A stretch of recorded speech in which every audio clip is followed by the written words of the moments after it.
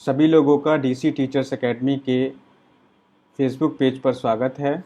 जैसा कि आपको पता है कि हम डेली 3:30 बजे हम डिस्कस करते हैं पॉलिटी के कुछ इम्पोर्टेंट क्वेश्चंस को। और ये डेली हमारी लाइव क्लास चलती है यूट्यूब पर, लेकिन आज मैं लाइव हुआ हूँ फेसबुक पर। ठीक है, तो आज के इस वीडियो में हम बात करेंगे राज्यसभा के बारे में। राज्यसभा के बारे में बात करेंगे। इससे पहले जो क्लास चल रही थी तो मैं आपको संसद के बारे में बता चुका हूँ। उसके बाद मैंने राष्ट्रपति के बारे में बताया। उसके बाद मैंने क्वेश्चंस करवाए थे आपके लोकसभा के। आज मैं क्लास लेकर आया हूँ राज्यसभा की। तो बहुत ही इंपॉर्टेंट क्लास है, सभी चीज़ें हम डिस्कस करेंगे डिटेल में। सरिता जी हेलो, ज्योति जी हेलो, शीलू जी गुड इवनिंग। तो चलिए स्टार्ट करते हैं हम। देखो, सबसे पहले हम बात करें, पहला क्वेश्चन आपकी स्क्रीन पर दिख रहा होगा, भारतीय संसद के अपर हाउस को किस नाम से जाना जाता है। तो मैंने बताया कि संसद के दो सदन होते हैं। संसद के दो सदन होते हैं। कौन कौन से? एक तो होता है निम्न सदन जिसको हम कहते हैं लोकसभा, और एक होता है उच्च सदन या फिर हम इसको कह सकते हैं अपर हाउस, उसको हम कहते हैं राज्यसभा। ठीक है, संसद के अंग तो तीन होते हैं। तीन कौन कौन से अंग हुए?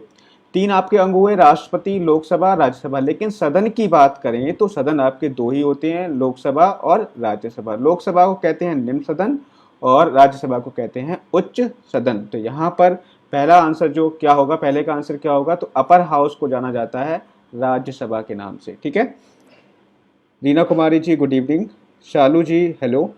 तो चलिए स्टार्ट करिए। एक बार सभी लोग क्या करेंगे, शेयर कर देंगे। जितने भी लोग देख रहे हैं एक बार शेयर करेंगे।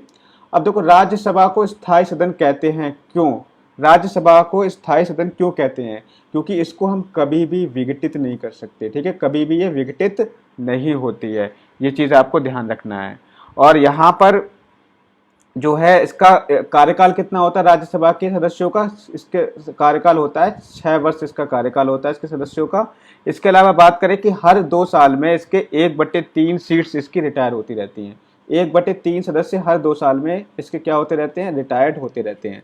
तो ये चीज़ आपको ध्यान रखना है, इसीलिए इसका पूर्ण तरीके से विघटन नहीं होता। आगे बढ़ते हैं, अगले क्वेश्चन पे आते हैं। राज्यसभा में सीटों की अधिकतम संख्या कितनी हो सकती है? तो राज्यसभा में सीटों की जो अधिकतम संख्या है वो आपकी 250 है। कितनी? 250 हो सकती है। लेकिन वर्तमान में कितनी सीटें हैं मैं आपको बता दूं, वर्तमान में आपकी 245 सीटें हैं। ठीक है, ये चीज़ आपको ध्यान रखनी है। अधिकतम कितनी हो सकती है? 250 हो सकती है। और वर्तमान में कितनी सीटें हैं? 250 सीटें हैं। अब देखो, मैं आपको एक चीज़ और भी क्लियर कर दूं साथ में यहाँ पर। जैसे 200 वर्तमान में, सॉरी, मैक्सिमम 250 है, वर्तमान में कितनी है? 245 सीटें हैं। ये सभी को पता है, वर्तमान में 245 सीट्स हैं।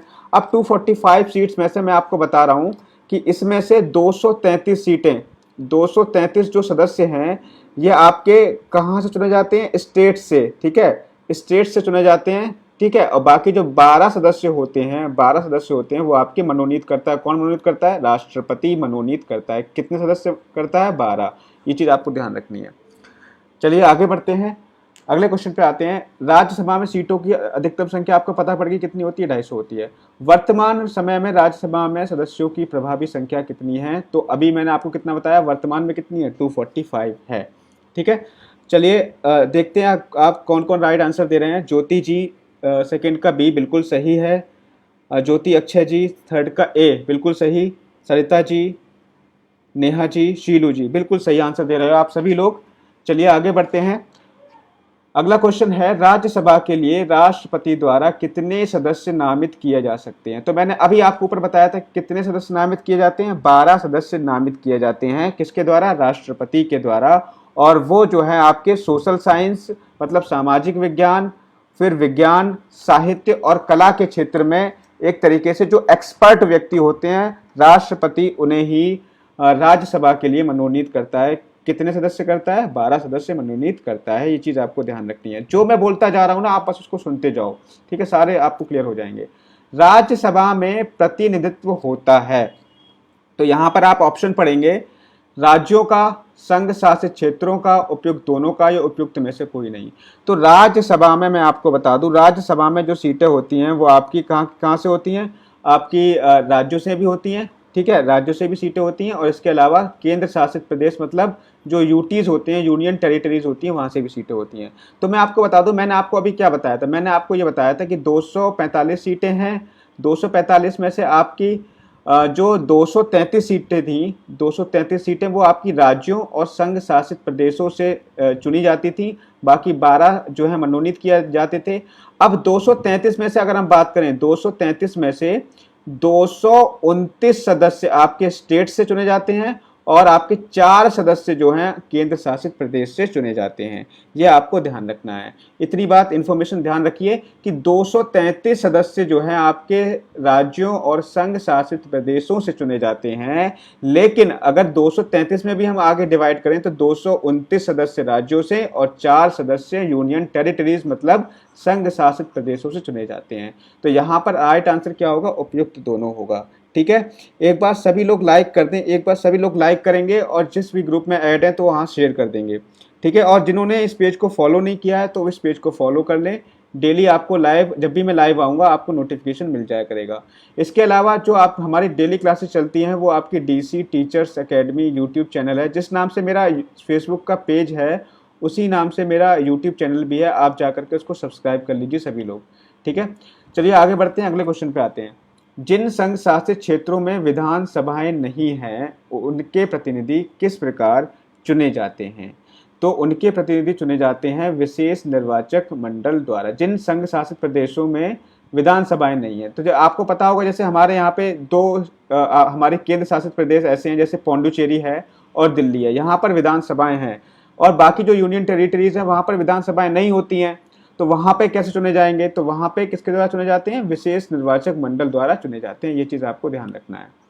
आगे बढ़ते हैं, कमेंट देख लें आपके। सरिता चंदेल, नीलम शर्मा, अनुज ठाकुर, नेहा सिंह, प्रीति रामायक, सीलू सकलानी, ज्योति अक्षय जी। बिल्कुल सही आंसर 6 का सी। आगे बढ़ते हैं, राज्यसभा में सदस्यों का निर्वाचन किसके द्वारा होता है? राज्यसभा में सदस्यों का निर्वाचन किसके द्वारा होता है? तो मैंने आपको बताया है कि इसका निर्वाचन आनुपातिक प्रतिनिधित्व के अनुसार एकल संक्रमणीय मत पद्धति के द्वारा होता है। तो इसी के द्वारा आपके राष्ट्रपति का भी होता है। ठीक है, इसके द्वारा किसका होता है? राष्ट्रपति का भी, और उपराष्ट्रपति का भी इसके द्वारा किया जाता है। ठीक है, ये चीज़ आपको ध्यान रखना है। आगे बढ़ते हैं, राज्यसभा के लिए प्रत्येक राज्य के प्रतिनिधियों का निर्वाचन कौन करता है? तो राज्यसभा की बात की जा रही है और राज्य के प्रतिनिधि की बात की जा रही है। तो ऑब्वियस सी बात है, राज्य में क्या होती है? राज्य में आपकी विधानसभा होती है। विधानसभा के जितने भी निर्वाचित सदस्य होते हैं वही राज्यसभा के लिए प्रत्येक राज्य के प्रतिनिधियों का निर्वाचन करते हैं। कमेंट देख लेते हैं। नीलम शर्मा जी, उर्मिला जी, गीत ठाकुर जी, नेहा सिंह जी, सरिता चंदेल जी, प्रीति रामायक जी, ज्योति अक्षय जी, सभी लोग बढ़िया तरीके से आंसर दे रहे हैं। आगे देखिए, राज्यसभा में राज्यों का प्रतिनिधित्व किस बात पर निर्भर करता है? तो देखो, राज्यसभा में जो राज्यों का प्रतिनिधित्व होता है वो आपका राज्यों की जनसंख्या पर निर्भर करता है। ठीक है, जितनी राज्य की जनसंख्या अधिक होगी उतनी ही सीटें उस राज्य की राज्यसभा में होंगी। ये चीज़ आपको ध्यान रखनी है। ठीक है, अब यूपी की कितनी सीटें हैं? यूपी की 31 सीटें हैं और ये मैक्सिमम सीट हैं, क्योंकि आपको पता है कि यूपी की जनसंख्या सबसे ज़्यादा है। तो यूपी की सीटें राज्यसभा में क्या होगी? सबसे अधिक हैं। कितनी है? 31 हैं। महाराष्ट्र में कितनी है सर? तो महाराष्ट्र की कितनी है? 19 हैं। ठीक है, और आप जिस भी स्टेट में हैं आप उस स्टेट की राज्यसभा की सीटें, लोकसभा की सीटें, विधानसभा की सीटें परिचित मतलब उन सभी को नोट करेंगे अपनी नोटबुक में। अगर आपके यहाँ पे विधान परिषद है तो वहाँ की सीटें भी आप वहाँ पर क्या करेंगे? नोट करेंगे। ठीक है, तो चलिए अब बात करते हैं कि अगला क्वेश्चन देखिए कौन सा है। राज्यसभा में किस राज्य के प्रतिनिधियों की संख्या सर्वाधिक है? तो ऑब्वियस सी बात है, मैंने अभी आपको बताया कि उत्तर प्रदेश में, क्योंकि उत्तर प्रदेश की जनसंख्या क्या है? सबसे अधिक है, इसीलिए उत्तर प्रदेश में क्या है? राज्यसभा में प्रतिनिधि सबसे अधिक होते हैं। तो उत्तर प्रदेश राज्यसभा के लिए कितने सदस्य चुने जाते हैं? तो मैंने अभी आपको बताया था 31 सदस्य चुने जाते हैं। ठीक है, 31 सदस्य चुने जाते हैं। आगे बढ़ते हैं, निम्नलिखित राज्यों के युग्मों में से किसको राज्यसभा में समान प्रतिनिधित्व मिला है? किसको राज्यसभा में समान प्रतिनिधित्व मिला है? तो देखो, आंध्र प्रदेश और मध्य प्रदेश भी बराबर हैं, बिहार, पश्चिम बंगाल, उड़ीसा और राजस्थान, ये सभी जो है इनकी सीटें राज्यसभा में क्या है? बराबर हैं। तो इसीलिए इसका आंसर होगा उपयुक्त सभी। ठीक है, उपयुक्त सभी यहाँ पर आंसर हो जाएगा। एक बार कमेंट ले लेते हैं आपके। नीलम शर्मा जी, सरिता चंदेल जी, प्रीति जी, किरण शर्मा जी, अनुज ठाकुर जी, ज्योति अक्षय जी, राजपूत सोनिया जी, श्वेता ठाकुर जी, सीलू सकलानी जी, नीलम जी, सभी लोग सही आंसर दे रहे हैं। आगे बढ़ते हैं, निम्नलिखित में से किस संघ शासित क्षेत्र का राज्यसभा में प्रतिनिधित्व है? किस संघ शासित प्रदेश का राज्यसभा में प्रतिनिधित्व है? तो बताओ, दिल्ली व पुडुचेरी, या फिर लक्षद्वीप व चंडीगढ़, दमन दीव व दादरा एवं नगर हवेली, या इनमें से कोई नहीं। तो देखो, मैंने क्या बताया, मैंने ये बताया कि देखो जहाँ पर विधानसभा होगी वहीं पे क्या होगा, वहीं पे जो है राज्यसभा में उनका प्रतिनिधित्व होगा। तो विधानसभा कहाँ कहाँ पर है आपकी? दिल्ली और पुडुचेरी में विधानसभा पाई जाती है। तो इसीलिए यहाँ पर जो है आपका आंसर नंबर ए सही होगा। आंसर यहाँ पे ए सही होगा। आगे बढ़ते हैं। निम्नलिखित राज्य युग्मों में से किसे राज्यसभा के समान प्रतिनिधित्व प्राप्त है? तो किसे है? मध्य प्रदेश और गुजरात में। ठीक है, मध्य प्रदेश और गुजरात ये दो स्टेट ऐसे हैं जिनमें आपके राज्यसभा में समान सीटें हैं, मतलब समान प्रतिनिधित्व प्राप्त है मध्य प्रदेश और गुजरात में। तो ध्यान रख लो, मध्य प्रदेश और गुजरात एक तरीके से मतलब आसपास मान सकते हो। तो इन दो स्टेट को ध्यान रखना कि मध्य प्रदेश और गुजरात में राज्यसभा में समान प्रतिनिधित्व प्राप्त है। आगे बढ़ जाते हैं। बिहार में लोकसभा की सीटें 40 हैं, तो राज्यसभा की सीटें कितनी हैं? तो कितनी सीटें हैं? राज्यसभा की 16 सीटें हैं। ठीक है, ध्यान रखना, कुछ चीज़ें हमें याद करनी पड़ती हैं। जो टॉप 5 थे, टॉप 5 स्टेट थे, हम ये कह सकते हैं कि मैंने कल आपको लोकसभा पढ़ाया था। तो लोकसभा मैंने आपको बताया था कि लोकसभा में जो भी टॉप 5 स्टेट है, यहाँ में सीटें सबसे, जैसे आपको पता है लोकसभा की सबसे अधिक सीटें कहाँ पर हैं?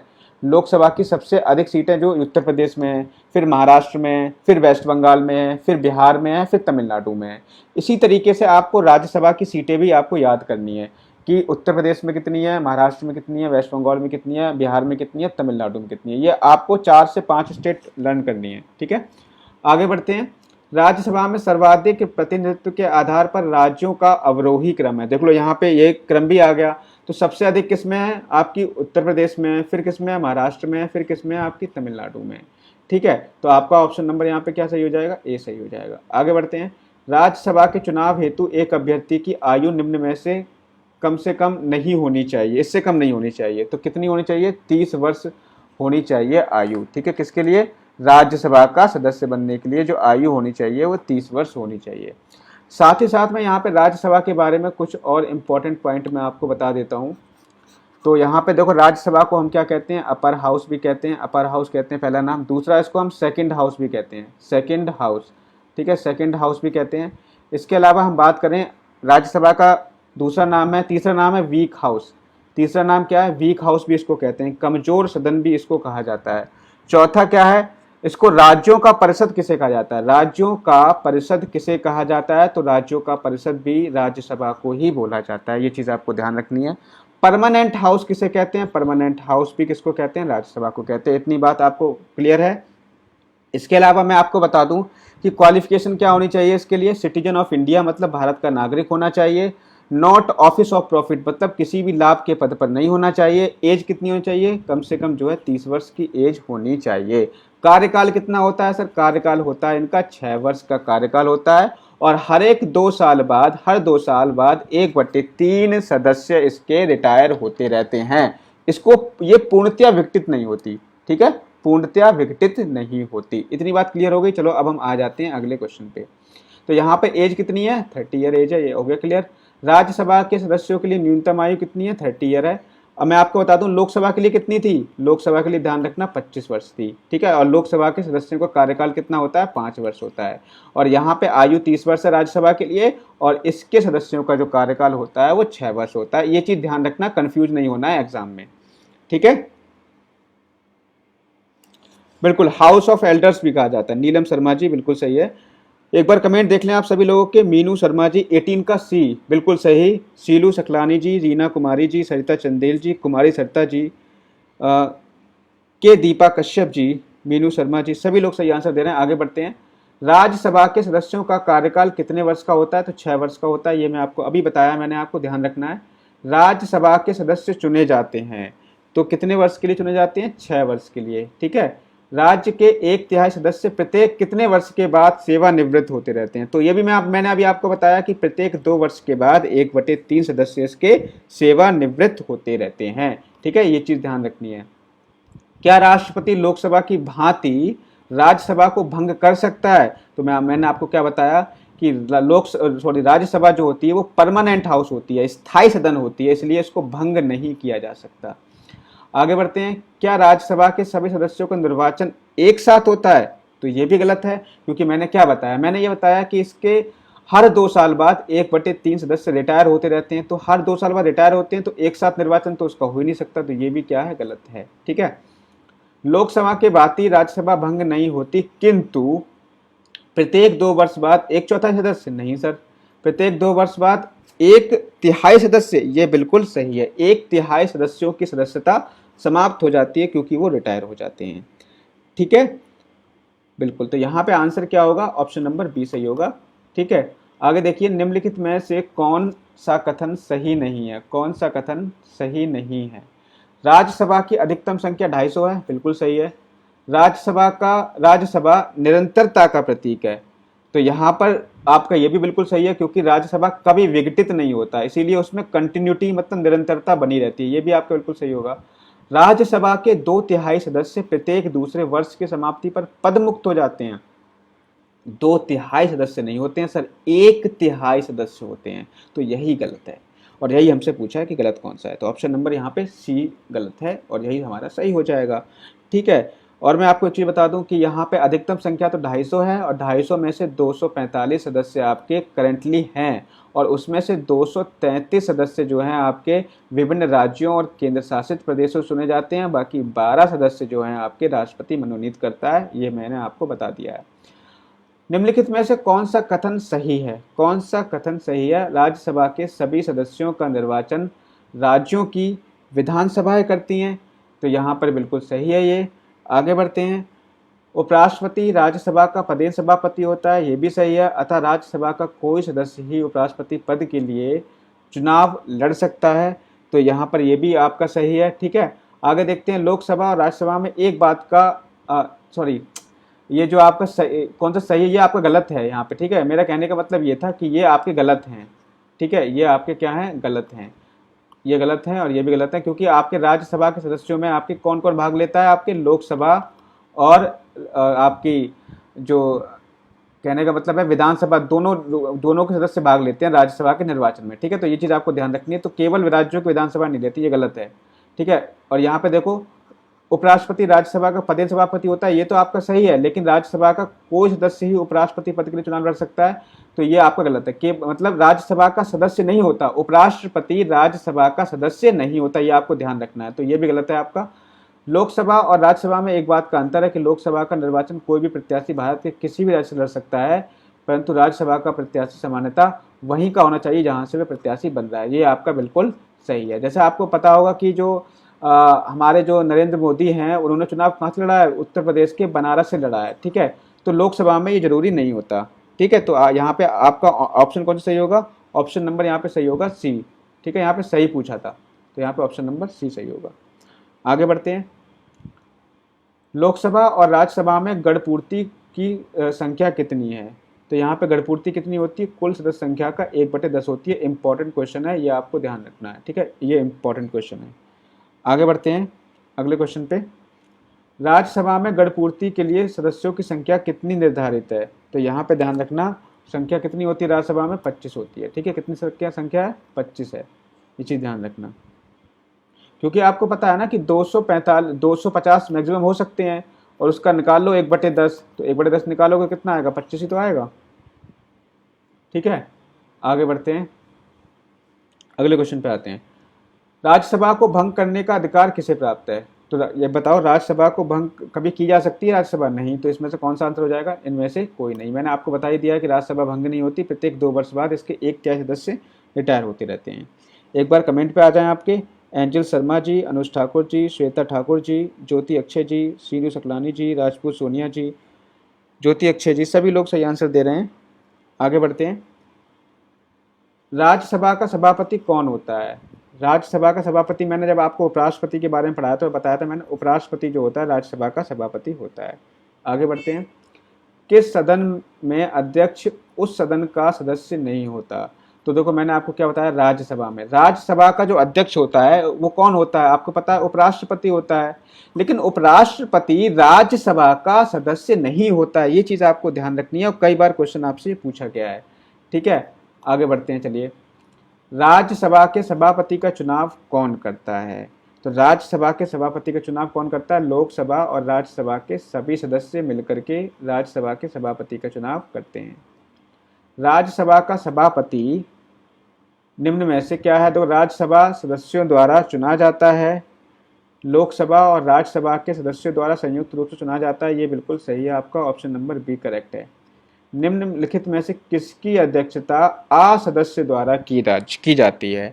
तो मतलब यह है, बार बार वही प्रश्न पूछ रहा है कि जो उसका अध्यक्ष तो होता है, राज्यसभा का अध्यक्ष तो होता है, लेकिन राज्यसभा का सदस्य नहीं होता, तो वो कौन सा है? राज्यसभा ही तो आंसर है। उसको हम उपराष्ट्रपति कहते हैं। उपराष्ट्रपति जो होता है वो आपकी राज्यसभा का पदेन सभापति होता है, अध्यक्ष भी होता है, लेकिन राज्यसभा का सदस्य नहीं होता। ये चीज ध्यान रखना, और एग्जाम में ये क्वेश्चन आपसे बार बार रिपीट करके पूछ लिया जाता है। ठीक है, कमेंट देख लें एक बार। अमित शर्मा जी, रीना कुमारी जी, शीलू शकलानी जी, सरिता चंदेल जी, ज्योति अक्षय जी, कुमारी सरिता जी, राजपूत सोनिया ठाकुर जी, रीना जी, एंजल शर्मा जी, सभी लोग सही आंसर दे रहे हैं। आगे बढ़ते हैं। राज्यसभा के सभापति की अनुपस्थिति में राज्यसभा का कार्य संचालन कौन करता है? तो अगर राज्यसभा का सभापति अनुपस्थित हो तो उस स्थिति में राज्यसभा का कार्य संचालन कौन करेगा? तो उपसभापति होता है एक राज्यसभा का, वो करता है। ठीक है, जैसे मैंने आपको बताया था, मैंने क्या बताया था आपको कि जैसे एक आपका जो राष्ट्रपति होता है, राष्ट्रपति अगर ना रहे तो कौन करेगा? राष्ट्रपति की जगह कौन जगह लेगा राष्ट्रपति की? तो उपराष्ट्रपति लेगा। अगर उपराष्ट्रपति भी ना रहे तो कौन लेगा? जो सुप्रीम कोर्ट का जो मुख्य न्यायाधीश होगा वो लेगा। अगर सुप्रीम कोर्ट का मुख्य न्यायाधीश भी नहीं है तो कौन लेगा? सुप्रीम कोर्ट का मुख्य न्यायाधीश नहीं है तो सर वहाँ का सुप्रीम कोर्ट का जो वरिष्ठ न्यायाधीश होगा वो जगह लेगा। तो ये सब चीज़ें मैंने आपको बताई थी ना राष्ट्रपति वाली क्लास में, रिकॉल करना और जा करके मेरा जो यूट्यूब चैनल है डीसी टीचर्स अकेडमी, वहाँ पे वीडियोस पड़े हुए हैं, वहाँ जा करके देख लेना। ठीक है, चलिए आगे बढ़ते हैं। राज्यसभा के उपसभापति का निर्वाचन कौन करता है? तो राज्यसभा के सदस्य ही उसका निर्वाचन करते हैं, क्योंकि राज्यसभा का जो उपसभापति होता है वो राज्यसभा का ही सदस्य होता है, लेकिन उपराष्ट्रपति के केस में ऐसा नहीं होता है। उपराष्ट्रपति राज्यसभा का सदस्य नहीं होता, ये चीज ध्यान रखनी है। आगे बढ़ते हैं। क्या राज्यसभा का सभापति संसद के दोनों सदनों के संयुक्त अधिवेशन की अध्यक्षता कर सकता है? तो यहाँ पर होगा नहीं। ठीक है, जो दोनों सदनों के संयुक्त अधिवेशन की अध्यक्षता कौन करता है? तो यह आपके जो राष्ट्रपति इसका अधिवेशन बुलाता है। ठीक है, राष्ट्रपति ही इसकी अध्यक्षता करता है, दोनों मतलब अधिवेशन, संयुक्त अधिवेशन की। आगे बढ़ते हैं। राज्यसभा के द्विवार्षिक चुनावों की अधिसूचना कौन जारी करता है? राज्यसभा के द्विवार्षिक चुनावों की अधिसूचना निर्वाचन आयोग द्वारा जारी की जाती है। ठीक है, निर्वाचन आयोग द्वारा। आगे बढ़ते हैं। राज्यसभा के सदस्यों का निर्वाचन होता है तो किसके द्वारा होता है? मैंने क्या बताया? राज्य के विधानसभा के निर्वाचित सदस्यों द्वारा। राज्यसभा के सदस्य कैसे निर्वाचित किए जाते हैं? राज्य के विधानसभा के जो निर्वाचित सदस्य होते हैं वही क्या करते हैं? राज्यसभा के सदस्यों का निर्वाचन करते हैं। 38 का बी, पूजू अनी जी 39 का ए सही है। रीना कुमारी जी, एंजल शर्मा जी, नीलम शर्मा जी, मोनू बिष्ट जी, अमित शर्मा जी, सरिता चंदेल जी, कुमारी सरिता जी, ज्योति अक्षय जी, विनोद ठाकुर जी, सभी लोग सही आंसर दे रहे हैं। स्वतंत्र भारत में राज्यसभा के प्रथम सभापति कौन थे? तो देखो बात वही हो गई कि प्रथम उपराष्ट्रपति कौन थे, डायरेक्टली यही पूछ रहा है। तो प्रथम उपराष्ट्रपति कौन थे? डॉक्टर एस राधाकृष्णन जो थे आपके प्रथम उपराष्ट्रपति थे। ये चीज आपको ध्यान रखनी है। ठीक है, आगे बढ़ें। अगला क्वेश्चन है, राज्यसभा के संदर्भ में निम्नांकित में से कौन सा कथन सही है? तो यहाँ पर देखो, इसके 1/3 सदस्य प्रत्येक 2 वर्ष में अवकाश प्राप्त करते हैं। बिल्कुल सही है, यहाँ पर यही आपका सही है, बाकी सब गलत ही होंगे, ऑब्वियस सी बात है। तो आपका ऑप्शन नंबर यहाँ पे ए सही होगा। जब आपको पहला ही सही मिल गया तो हमें आगे पढ़ना ही नहीं है। आगे देखो, निम्नांकित में से कौन राज्यसभा की एकांतिक शक्ति के अंतर्गत आता है?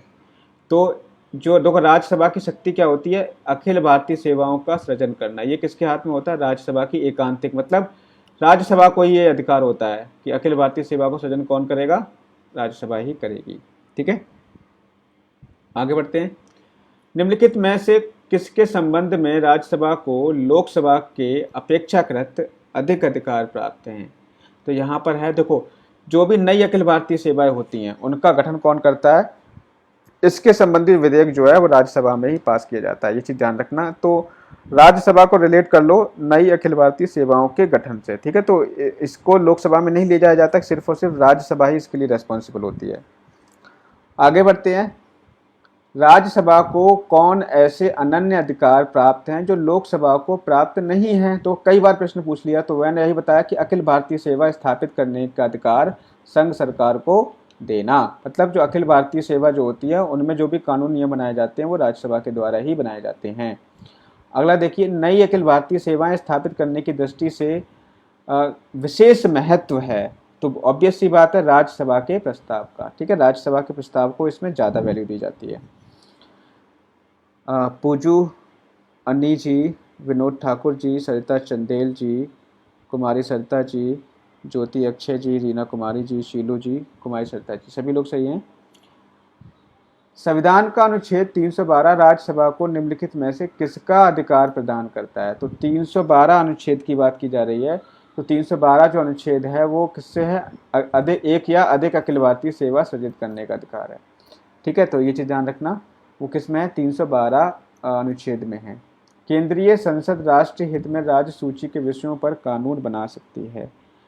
तो ये बात है, केंद्रीय संसद राष्ट्रीय हित में राज्य सूची के विषयों पर कानून बना सकती है यदि राज्यसभा उपस्थित सदस्यों के 2/3 बहुमत से एक प्रस्ताव को पारित करे। तो राज्य सूची पर जब कोई भी कानून बनाए जाते हैं तो उस कानून को बनाने के लिए प्रस्ताव राज्यसभा में जाता है। जब राज्यसभा में जाता है तो राज्यसभा के 2/3 सदस्यों की अनुमति होना वहाँ पर आवश्यक होती है, ठीक है। तो 2/3 सदस्य मतलब उस पर हस्ताक्षर करें तभी वो प्रस्ताव पारित होता है। तो ऑप्शन नंबर यहाँ पे सी सही होगा, ठीक है। ऑप्शन नंबर यहाँ पे क्या सही होगा? ऑप्शन नंबर सी सही होगा, ये चीज़ ध्यान रखनी है, ठीक है। अगले क्वेश्चन पे आते हैं।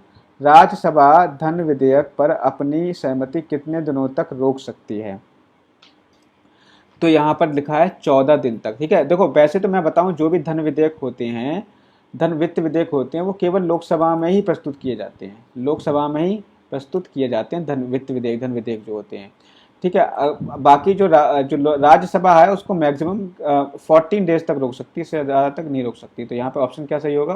14 सही होगा, ठीक है। आगे देखते हैं। लोकसभा द्वारा पारित धन विधेयक राज्यसभा द्वारा भी पारित मान लिया जाता है यदि उच्च सदन पर किसी समय सीमा में कार्य संपादन ना करे, तो 14 डेज का टाइम दिया जाता है, ठीक है। राज्यसभा द्वारा लोकसभा को धन विधेयक कितने समय में लौटा दिए जाना चाहिए? तो यहाँ पे राइट आंसर क्या होगा? 14 दिन, ये बता ही चुका हूँ। राज्यसभा को भंग करने में कौन सक्षम है? तो देखो राज्यसभा के भंग करने वाला क्वेश्चन आए ना, तो राज्यसभा को भंग कोई भी नहीं कर सकता, ठीक है। आगे बढ़ते हैं। निम्न में से किस परिस्थिति के अंतर्गत राज्यसभा को भंग किया जा सकता है? किस परिस्थिति के अंदर बताओ, राज्यसभा को भंग करने की बात की जा रही है, तो कोई परिस्थितियां है ही नहीं ऐसी जिसमें इसको भंग किया जा सकता है। हम कई बार इसको पढ़ चुके हैं, तो इनमें से कोई नहीं, ठीक है। राज्यसभा भंग नहीं होती, यह एक स्थायी सदन होता है। आगे बढ़ते हैं। राज्यसभा एक स्थायी सदन होने के कारण इसके मैंने बताया 1/3 सदस्य प्रत्येक 2 वर्ष बाद सेवानिवृत्त होते रहते हैं। तो अब इसमें आप आंसर खुद ही चूज कर लीजिए। तो यहाँ पर क्या होगा? ए ऑप्शन करेक्ट होगा, ए ऑप्शन करेक्ट होगा। एक बार कमेंट आपके देख लेते हैं। ज्योति अक्षय जी 51 का सी बिल्कुल सही है। शीलू शकलानी जी, सरिता चंदेल जी, पूजू अनी जी 53 का डी बिल्कुल सही। शीलू शकलानी जी, सरिता चंदेल जी, ज्योति अक्षय जी, सभी लोग सही आंसर दे रहे हैं, बहुत बढ़िया, बहुत अच्छे। चलिए आगे बढ़ते हैं। राज्यसभा के सदस्यों को नामित करने का अधिकार निम्नलिखित में से किसको है? तो राज्यसभा के सदस्यों को नामित कौन करता है? नामित करने को मैंने आपको बताया था कि जो राष्ट्रपति होता है वो 12 सदस्यों को नामित करता है, और ये 12 सदस्य आपके सामाजिक विज्ञान के क्षेत्र से और विज्ञान के क्षेत्र से, साहित्य के क्षेत्र से, कला के क्षेत्र में निपुण जो होते हैं उनको राष्ट्रपति राज्यसभा का सदस्य नामित करता है, वो 12 होते हैं। राष्ट्रपति द्वारा राज्यसभा के लिए कला, साहित्य, विज्ञान आदि क्षेत्रों से 12 सदस्यों को मनोनीत करने की व्यवस्था भारतीय संविधान के किस अनुच्छेद में की गई है? तो ध्यान रखना अनुच्छेद कौन सा है? अनुच्छेद 80 है, ठीक है, अनुच्छेद 80 में की गई है। आगे बढ़ते हैं। निम्नलिखित में से किसमें राज्यसभा की कोई भूमिका नहीं होती? राज्यसभा की कोई भूमिका नहीं होती। तो देखो मैंने आपको बताया जो राज्यसभा का जो आपका कौन होता है, देखो राज्यसभा की कोई भूमिका नहीं होती, तो जो इसका अध्यक्ष होता है, राज्यसभा का जो अध्यक्ष होता है उसमें किसकी भूमिका नहीं होती, राज्यसभा की कोई भी भूमिका नहीं होती। तो इसका अध्यक्ष कौन चुना जाता है, तो लोकसभा के सदस्य और राष्ट्रपति मिलकर इसके अध्यक्ष का चुनाव करते हैं। ठीक है, आगे बढ़ते हैं। राज्यसभा क्या नहीं हो सकती, भंग नहीं हो सकती। तो पहला ही आपको आंसर मिल गया यहाँ पे, तो ऑप्शन नंबर यहाँ पे ए सही हो जाएगा। आगे बढ़ते हैं। राज्यसभा एक स्थायी सदन है, ये भी सभी को पता ही है, ज़्यादा टाइम वेस्ट नहीं करते हैं इस पर। धन विधेयक पारित करने के लिए तो मैंने आपको बता ही चुका हूँ 14 डेज तक राज्यसभा अपने पास रोक सकती है। राज्यसभा सामान्य विधेयक को अधिकतम कितनी अवधि के लिए रोक सकती है, तो अधिकतम 6 माह के लिए रोक सकती है। जो सामान्य विधेयक होता है, जो साधारण विधेयक होता है, तो उसको राज्यसभा 6 माह तक अपने पास रोक सकती है, लेकिन धन विधेयक को सिर्फ और सिर्फ 14 डेज तक अपने पास रोक सकती है, ये नियम है। ठीक है, अगर कोई साधारण विधेयक है तो 6 माह, धन विधेयक है तो 14 डेज, ये आपको ध्यान रखना है। ठीक, आगे बढ़ते हैं। सर्वप्रथम किस फिल्म अभिनेता को राज्यसभा का सदस्य मनोनीत किया गया था, तो पृथ्वीराज कपूर थे, ये तो सभी को पता होना चाहिए। राज्यसभा के लिए नामित प्रथम फिल्म अभिनेत्री कौन थी, तो वो थी नरगिस दत्त। ठीक है, नरगिस दत्त थी। निम्नलिखित में से कौन सा हिंदी साहित्यकार राज्यसभा का सदस्य रहा, तो वो कौन थे, वो आपके थे रामधारी सिंह दिनकर। ठीक है, ये राज्यसभा के सदस्य रहे थे। प्रधानमंत्री पद पर नियुक्त होते समय निम्नलिखित में से कौन राज्यसभा का सदस्य था, तो यहाँ पे कौन थे, जो इंदिरा गांधी भी कहाँ से थी, राज्यसभा के सदस्य थी, ये चीज़ ध्यान रखना। इसके अलावा इंद्र कुमार गुजराल भी राज्यसभा के थे और मनमोहन सिंह भी कहाँ के थे, राज्यसभा के सदस्य थे। तो मतलब सभी यहाँ पे राइट आंसर होगा। ये तीनों इंदिरा गांधी, इंद्र कुमार गुजराल और मनमोहन सिंह राज्यसभा के सदस्य थे, उसी से ये प्रधानमंत्री पद पर नियुक्त हुए थे। राज्यसभा की प्रथम महिला महासचिव कौन थी, तो राज्यसभा की जो प्रथम महिला महासचिव थी वो वी.एस. रमा देवी। ध्यान रखना, इंपॉर्टेंट क्वेश्चन है, यूनिक क्वेश्चन है। ठीक है, राज्यसभा की प्रथम महिला महासचिव कौन थी, वी.एस. रमा देवी थी। एक बार आपके कमेंट ले लेते हैं।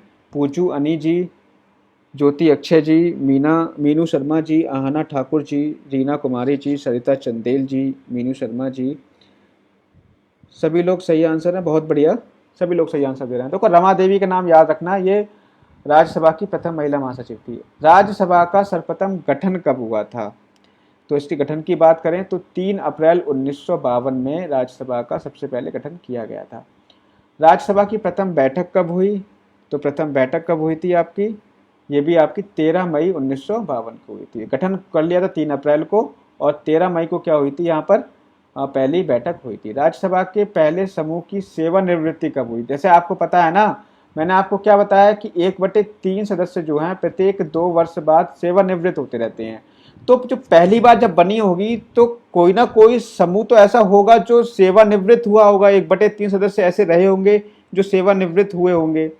तो यही बात है कि पहली सेवानिवृत्ति कब हुई थी, तो यहाँ पर होगा ऑप्शन नंबर सी, क्योंकि देखो 52 में गठन हुआ तो ऑब्वियस सी बात है कि 2 वर्ष बाद मतलब 1954 में क्या हुए होंगे, रिटायर हुए होंगे। ठीक है, तो आप देख लो कि 3 अप्रैल 1952 को गठन हुआ था, तो अब यहाँ पे 3 अप्रैल 1952 से लगा लो, अगले साल में मतलब 2 साल बाद 2 अप्रैल 1954 को 2 वर्ष पूरे हो गए, तो ऐसे इस तरीके से मान लो कि वो रिटायर हो गए होंगे। ठीक है, ये चीज़ ध्यान रखना। राज्यसभा कब भंग की जाती है, तो भाई भंग वाली जब बात यहाँ पर आ जाए ना, तो ये ध्यान रखना कि इसको कभी भंग नहीं किया जा सकता, क्योंकि ये एक स्थायी सदन होता है, ये चीज़ आप ध्यान रखना, यह एक स्थायी सदन होता है। ठीक है, आगे बढ़ते हैं, अगले क्वेश्चन पे आते हैं। अच्छा, यहाँ पे देखो अगला क्वेश्चन है, राज्यसभा के बारे में निम्नलिखित में से कौन सा कथन सही है, तो यहाँ पे देखो राज्यसभा की अधिकतम संख्या कितनी है, 250 है, बिल्कुल सही है, और वर्तमान में कितने हैं इसमें, 245 हैं। ठीक है, राज्यसभा में 238 सदस्य राज्यों और संघ शासित प्रदेशों से अप्रत्यक्ष रूप से निर्वाचित होते हैं, ये भी बिल्कुल सही है। देखो मैं आपको बता रहा हूँ, अभी आप कंफ्यूज हो जाओगे, आप कहोगे सर आपने अभी कुछ और बताया था, तो मैं आपको बता रहा हूँ। देखो मैं आपको बताऊं, देखो बेसिकली है क्या, सॉरी ये क्या आ गया, 1 मिनट रुको। बेसिकली है क्या, देखो मैक्सिमम सदस्य कितने हो सकते हैं, 250, मैंने आपको बताया था। अब 250 में से ये प्रावधान यह किया गया है कि 238 सदस्य तो आपके कहाँ से होंगे, राज्यों और संघ शासित प्रदेशों से होंगे, और 12 सदस्य आपके मनोनीत होंगे। ठीक है, इतनी बात आपको क्लियर है। अब देखो, अब यहाँ पे 200, लेकिन हैं कितने हमारे पास? हमारे पास सर 245 सदस्य हैं अभी प्रेजेंट में। इतने का तो प्रावधान है, लेकिन हमारे पास 245 हैं। 245 में से मैं आपको बता दूं, करंटली 233 सदस्य जो हैं आपके राज्यों और संघ शासित प्रदेशों से निर्वाचित होते हैं। इसके अलावा 12 सदस्य आपके नामित किए जाते हैं। तो यहां पर यही कह रहा है कि राज्यसभा में 238 सदस्य राज्यों और संघ शासित प्रदेशों से अप्रत्यक्ष रूप से निर्वाचित होते हैं। तो यहां पे ये सही है, क्योंकि हमारे पास मैक्सिमम संख्या 250 है। 250 में से 238 निर्वाचित होंगे, 12 मनोनीत होंगे। लेकिन प्रेजेंट में बाई चांस हमारे पास 245 ही अवेलेबल हैं, तो एक चीज ध्यान रखना कि 38 में से 5 घटा दो, 233 बचेगा। तो 233 अभी करंटली होते हैं, ठीक है, वर्तमान में 233 हैं राज्यों से होने वाले निर्वाचित, ठीक है, ये चीज ध्यान रखना। आगे बढ़ जाते हैं, अगले क्वेश्चन पे आते हैं। अखिल भारतीय सेवाओं के सृजन जैसे मामलों में इसकी लोकसभा के साथ समान रूप से विधायी शक्तियां हैं? तो नहीं सर, इसको अधिक शक्तियां प्राप्त हैं। अखिल भारतीय सेवाओं के सृजन के संबंध में राज्यसभा को लोकसभा से अधिक शक्तियां प्राप्त है। तो यहाँ पे ऑप्शन नंबर ए सही होगा, ऑप्शन नंबर ए सही होगा। आगे बढ़ते हैं। हमारे संविधान के अनुसार राज्यसभा का कार्यकाल कितना होता है? 6 वर्ष। राज्यसभा का जो राज्यसभा का कार्यकाल यहाँ पूछ रहा है, राज्यसभा के सदस्यों का नहीं पूछ रहा है, राज्यसभा का कार्यकाल पूछ रहा है। तो राज्यसभा का कार्यकाल पूछे तो इसका ये कार्यकाल समाप्ति नहीं होता है। अगर यहाँ पे पूछता राज्यसभा के सदस्यों का कार्यकाल, तो यहाँ पे आप बताते 6 वर्ष, ठीक है, ये चीज ध्यान रखना। आगे बढ़ते हैं। राज्यसभा के सदस्य बनने हेतु अर्हताओं के संबंध में निम्नलिखित अभिकथनों पर विचार कीजिए और नीचे दी गई कूट से सही उत्तर चुनिए। तो यहाँ पे देखो, कम से कम उम्र 30 होनी चाहिए। हाँ बिल्कुल सही है, बता चुका हूँ मैं आपको। जहाँ से अभ्यर्थी को निर्वाचित किया जाना है उस राज्य की मतदाता सूची में मतदाता के रूप में नाम पंजीकृत होना चाहिए, ये भी बिल्कुल सही है। लेकिन लोकसभा के केस में ऐसा नहीं होता है। आपको पता ही है कि जो हमारे प्रधानमंत्री मोदी जी हैं वो कहाँ से निर्वाचित हैं? वाराणसी क्षेत्र से निर्वाचित हैं, ठीक है, ये चीज़ ध्यान रखना है। तो ये लोकसभा के लिए जरूरी नहीं है, लेकिन राज्यसभा के लिए उसी राज्य की मतदाता सूची में पंजीकृत होना चाहिए नाम, ठीक है, ये चीज ध्यान रखना है। राज्य के अंतर्गत लाभ का पद निर्धारित नहीं होना चाहिए। तो यहाँ पर जो आपका ये भी आपका क्या, देखो यहाँ पे ये गलत है, बाकी ये आपके 2 सही हैं। 1 और 2 इसका राइट आंसर होगा। ऑप्शन नंबर 1 और 2 यहाँ पर सही हो जाएगा। आगे बढ़ते हैं। निम्नलिखित कथनों पर विचार कीजिए। तो यहाँ पे हमें विचार करना है। देखो, केवल राज्यसभा में यह शक्ति निहित है कि वह यह घोषणा करे कि राज्य सूची में से किसी विषय के संबंध में राष्ट्रीय हित में संसद विधि बना सकती है।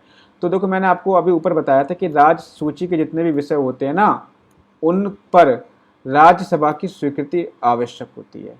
राज्यसभा की स्वीकृति आवश्यक होती है। 2/3 बहुमत द्वारा उस प्रस्ताव को राज्यसभा पारित करेगी, तभी वो जाकर के पारित होगा, अदरवाइज नहीं होगा। तो यहाँ पे ये ऑप्शन बिल्कुल सही है, ठीक है। बाकी और देख लेते हैं।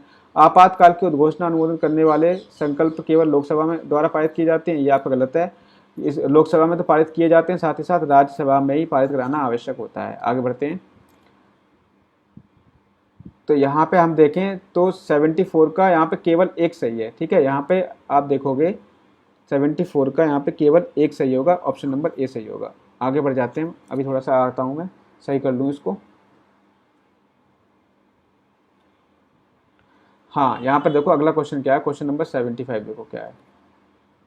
थोड़ा सा इसको बढ़ा लेते हैं। लोकसभा द्वारा विचारार्थ भेजे गए वित्त विधेयक को राज्यसभा अधिकतम कितने समय तक रोके रख सकता है? तो मैंने क्या बताया था, 14 दिन तक रोके रख सकता है। एक बार आपके कमेंट देख लेते हैं। कमेंट क्या है? रीना कुमारी जी, कुमारी सरिता जी, 73 का ए बिल्कुल सही। सीलू सकलानी जी, आना ठाकुर जी, ज्योति अक्षय जी, पूजू अन्नी जी, 75 का डी बिल्कुल सही है, बहुत बढ़िया, सबसे पहले आंसर। कुमारी सरिता जी 74 का 1 बिल्कुल सही, सभी लोग सही है। आगे देखते हैं। राष्ट्रपति द्वारा राज्यसभा के कितने सदस्य को नामित किया जा सकता है? तो मैं कई बार बता चुका हूँ, 12 सदस्य होते हैं नामित। संसद के किसी भी सदन के 2 सत्रों के बीच का अंतराल अधिक नहीं होना चाहिए। तो किससे अधिक नहीं होना चाहिए? 6 महीने से अधिक नहीं होना चाहिए, ये चीज़ ध्यान रखना है। 6 माह से अधिक नहीं होना चाहिए। आगे देखिए, राज्यसभा विघटित हो जाती है, तो फिर से यहाँ पे विघटन की बात आ गई, तो वो कभी विघटित नहीं होती है। राज्यसभा के सदस्यों का कार्यकाल कितना होता है? तो 6 वर्ष होता है, ये हम पढ़ ही चुके हैं। राज्यसभा किसके द्वारा भंग की जा सकती है? तो किसी के द्वारा भंग नहीं की जा सकती। निम्नलिखित में से कौन सदन का सदस्य हुए बिना इसके अध्यक्ष के रूप में कार्य करता है? तो ये प्रश्न कई बार पूछा जा चुका है, भारत का उपराष्ट्रपति। और मैं भी आपको कई बार बता चुका हूं कि भारत का जो उपराष्ट्रपति होता है वो राज्यसभा का अध्यक्ष होता है, राज्यसभा का पदेन सभापति होता है, लेकिन राज्यसभा का सदस्य नहीं होता। कौन? उपराष्ट्रपति। ये चीज ध्यान रखना। आगे बढ़ते हैं। निम्नलिखित में से कौन सा सही सुमेलित नहीं है? तो यहां पर आपको बताना है। तो यहाँ पे देखो, आंध्र प्रदेश में 18 है, संख्या बिल्कुल सही। उड़ीसा में 10 है, तमिलनाडु में भी 18 है। लेकिन अगर हम बात करें कहाँ पर, महाराष्ट्र में, तो महाराष्ट्र में कितनी सीटें हैं? यहाँ पर महाराष्ट्र में आपकी राज्यसभा में 19 सीटें नहीं है। ठीक है, तो यहाँ पर आपका ऑप्शन नंबर डी ही गलत हो जाएगा। डी ही यहाँ पर क्या हो जाएगा? गलत हो जाएगा। आगे बढ़ जाते हैं, अगले क्वेश्चन पे आते हैं। निम्नलिखित में से किसे राज्यसभा में पहले पुनः स्थापित नहीं किया जा सकता? तो यहाँ पे राइट आंसर क्या होगा? वार्षिक वित्तीय विवरण को। ठीक है, तो राज्यसभा में पहले पुनः स्थापित, क्योंकि देखो जो भी वित्तीय विवरण होते हैं, वित्तीय विधेयक होते हैं, सबसे पहले कहाँ जाते हैं? वो आपके लोकसभा में जाते हैं, फिर उसके बाद में जाते हैं राज्यसभा में। और राज्यसभा को कोई अधिकार नहीं होता, बस वो 14 दिन के लिए मैक्सिमम अपने पास रख सकती है। अगर वो मतलब जब उसके पास 14 डेज हो जाएंगे, वो उसको पास करे या ना करे इससे मतलब नहीं है, बस 14 डेज तक अपने पास रख सकती है, इस पर देख सकती है, पढ़ सकती है, आराम से विचार कर सकती है कि ये क्या है, समझ सकती है उसको, लेकिन पारित करने का अधिकार नहीं है वित्त विधेयक को। ठीक है, वित्त विधेयक सबसे पहले कहाँ जाते हैं? लोकसभा में ही जाते हैं, उसके बाद आपके राज्यसभा में जाते हैं, केवल उसको ओवरव्यू करे राज्यसभा। तो राज्यसभा में पहले पुनः स्थापित नहीं किया सकता, कौन सा? आपके वार्षिक वित्तीय विवरण। ये चीज़ आपको ध्यान रखनी है। तो आज की क्वेश्चन बस यहीं पे थे। बाकी कल मिलेंगे हम। इसके बाद एक क्लास आपकी और होगी। ठीक है, इसके बाद क्लास और होगी, उसमें मैं आपको पेपर कराऊंगा, सीटेट का जो पेपर है, प्रीवियस पेपर, उसको मैं सॉल्व कराऊंगा। ठीक है, तो मिलते हैं अगली क्लास में। सभी लोग क्या करेंगे, जिन लोगों ने पेज को फॉलो नहीं किया है एक बार फॉलो करेंगे, और जिन्होंने अभी तक लाइक नहीं किया है तो अभी इस पोस्ट को लाइक कर दें, इस पेज को भी लाइक करें, जिससे कि कभी भी मैं लाइव आऊँगा ना तो आपको तुरंत अपडेट मिल जाएगी। इसके अलावा DC teachers academy YouTube channel है मेरा, उसको सभी लोग जिन लोगों ने सब्सक्राइब नहीं किया है प्लीज़ जा करके उसको सब्सक्राइब कर दें एक बार। ठीक है, अच्छा लगता है जब आप सब्सक्राइब करते हो, थोड़ा सा मोटिवेशन मिलता है। तो आप जा करके, जो भी लोग देख रहे हैं, डीसी टीचर्स एकेडमी को एक बार जा करके सब्सक्राइब करें। यूट्यूब ऐप में जा करके नाम लिख दें डीसी टीचर्स एकेडमी, जिस नाम से मेरा फेसबुक का पेज है उसी नाम से जा करके सर्च करें और वो जा करके सब्सक्राइब कर लें, क्योंकि मैं जो क्लास लेता हूँ मोस्टली लाइव क्लासेस आपको यूट्यूब पर ही मिलेंगी। ठीक है, तो अभी बस जस्ट 15 मिनट बाद आपकी क्लास स्टार्ट हो जाएगी, 15 मिनट बाद यहीं पर मैं क्लास लूँगा। Thank you everyone, thank you so much. चलिए मिलते हैं फिर अगली क्लास में। आपको क्या करना है, बस सब्सक्राइब करना जा करके मेरा चैनल। ओके।